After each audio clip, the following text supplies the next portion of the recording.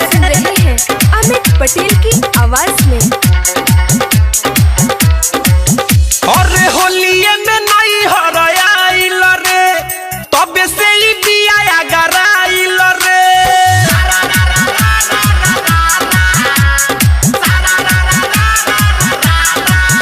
अरे होलिये में नहीं हराइल रे, तबे से ही दिया गराइल रे। नहीं सुधरत बिया मारी के तनो तानवा रे।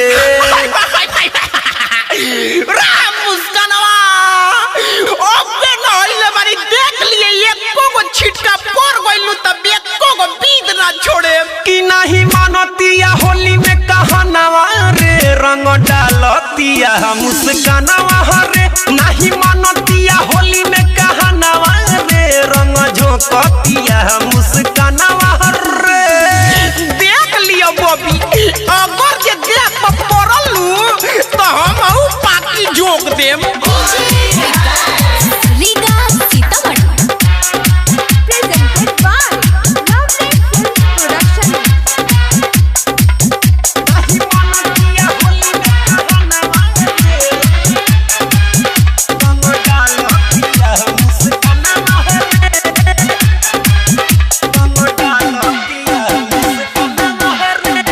कर के ही छोड़ी पागल रे, पीछे दिया हमारा लागल रे।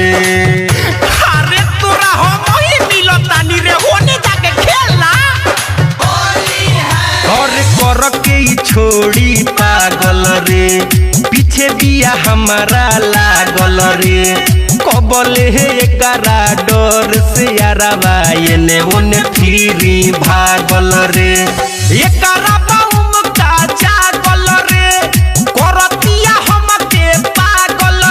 बढ़ गइल बिया गइल ना बच्चा पानवा रे।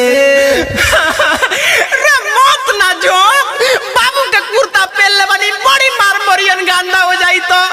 नहीं मानतिया होली में कहनावा रे, रंग डालतिया मुस्कानावा रे। नहीं मानतिया होली में कहनावा रे, रंग झोंकतिया मुस्कानावा रे।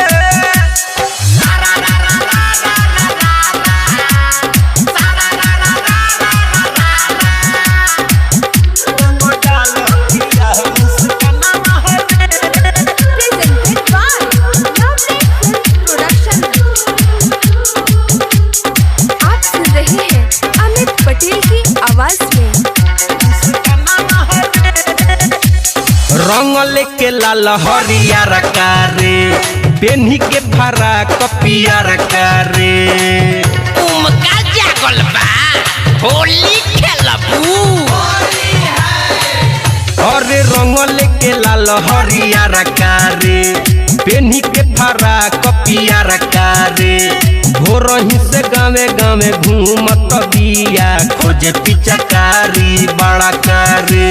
दिन भमनाई आज होली रे, कहतिया केहू नहीं बोली रे। जरिए के कर बिगड़ल बारहनवा रे।